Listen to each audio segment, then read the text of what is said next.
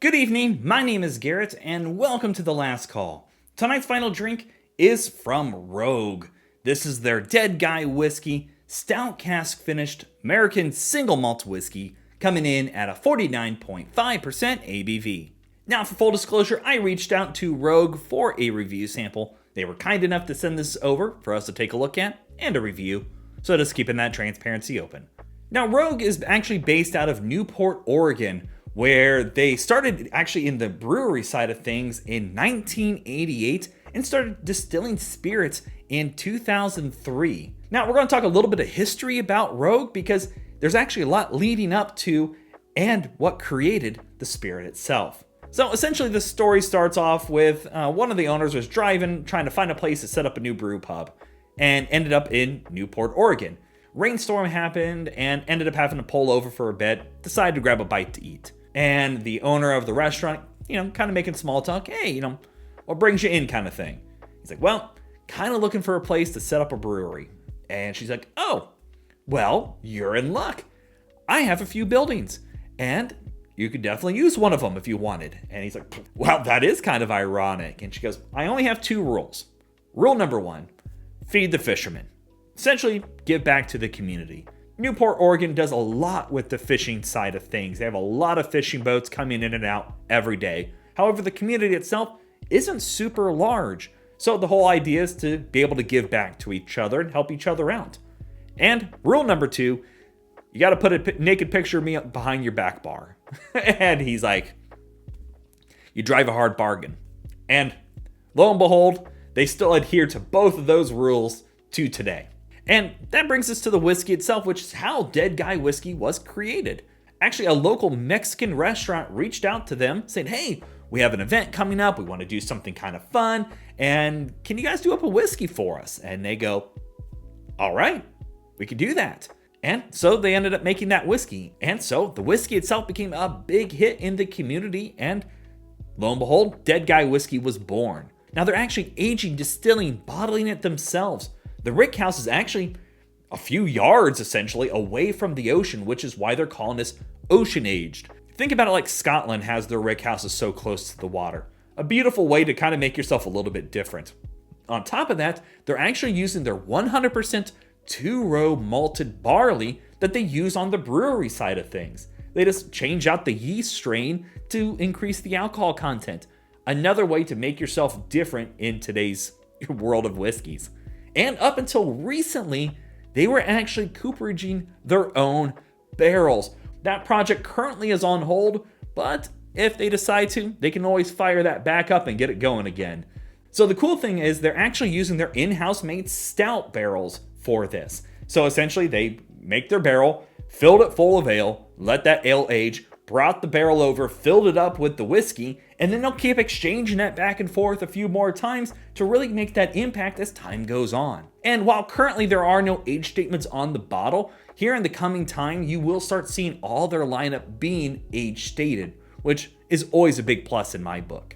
So with all that great information and history about Rogue, let's hop into the bottle itself and see how their American single malt plays with their stout cask.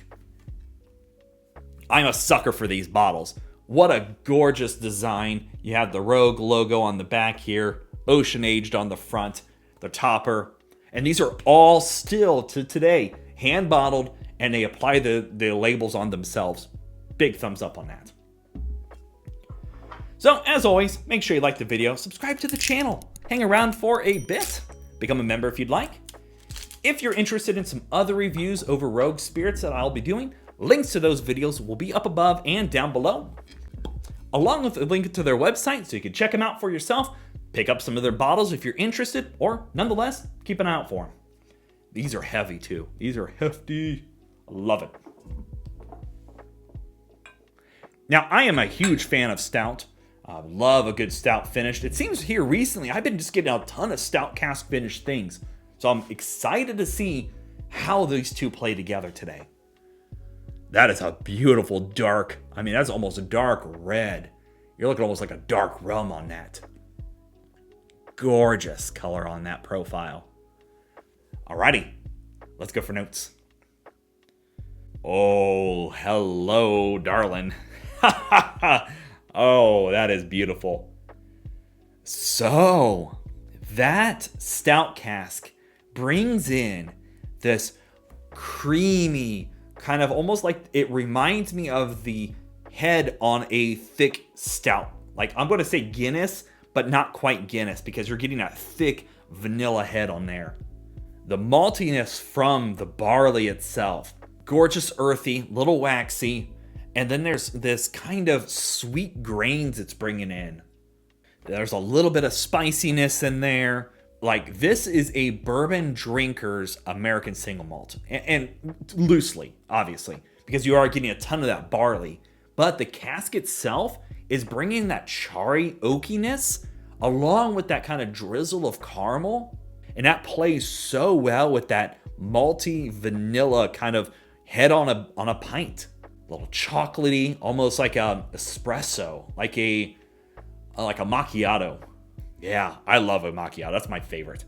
Like, the nose even brings across like a velvety chocolate, but the maltiness isn't lost. So it's not all just cask influence. You are getting a lot of that sweet grains, the barley forward notes, a little waxiness in there.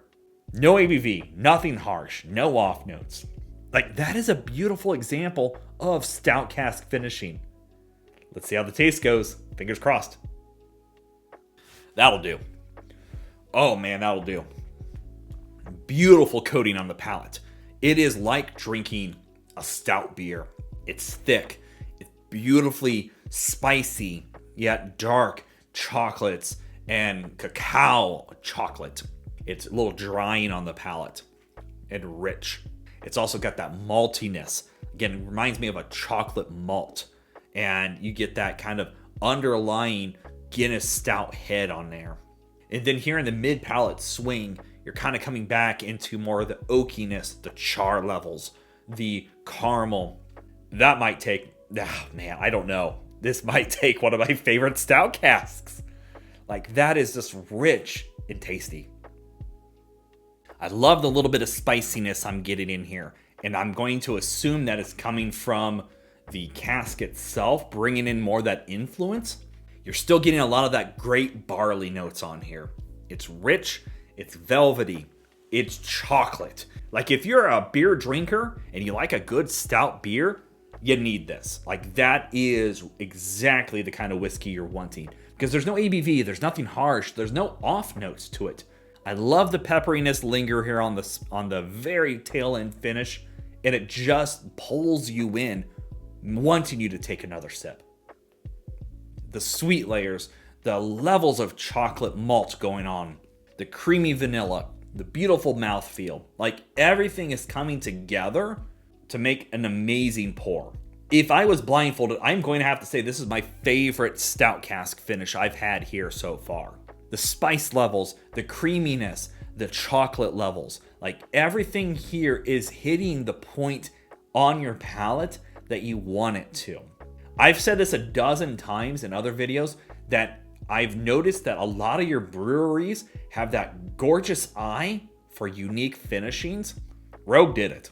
I don't think I have anything, maybe just a tad drying or a tad bitter here on the palate, but that's nitpicking at this point. All your stout beers are a little bitter and have a little bit of drying effect sometimes. Like, that's not uncommon. So being that even came across in that process blows my mind a little bit more. But this is a beer drinker's whiskey, and probably the best example for a bourbon drinker to get into American single malts. That is great. I am a fan of that one. All right. Well, let's talk about a grade for this one. So, price on this tends to be right around that $70 price point. And I gotta give this a solid A in my book. Like, the finishing process is there. Using your own barley, aging, distilling, bottling it yourselves. Again, use your in-house cask barrels for this. Is beautiful. The creaminess, the chocolate, the barley, everything here plays its part in that symphony. And it did it right. And even here on the palate still, it reminds me of the times that I finish my pint of beer. I put it down, I'm talking with a friend at the pub or something, and I'm still having that linger on there. That's exactly what I want when I have a Stout Cask finished bottle, and you nailed it. Keep up the great work on it. I think that one's my favorite one so far from Rogue. Bravo. And again, if you're interested in learning more about Rogue or any other offerings, a link to their website will be down in the description area below. Go show them some love. So yeah, there you have it, folks. Rogue Dead Guy Whiskey, Stout Cask finished American single malt whiskey. If you have any questions about the bottle itself, let me know down in the comment section below. I will do my best to answer it. And if you have any specific spirits I should go looking for, also let me know down below. Love doing these reviews and sharing with you the experience at home.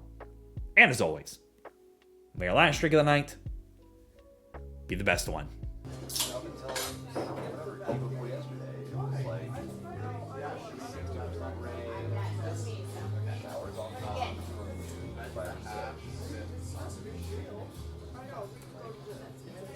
You know, and I really like it might not.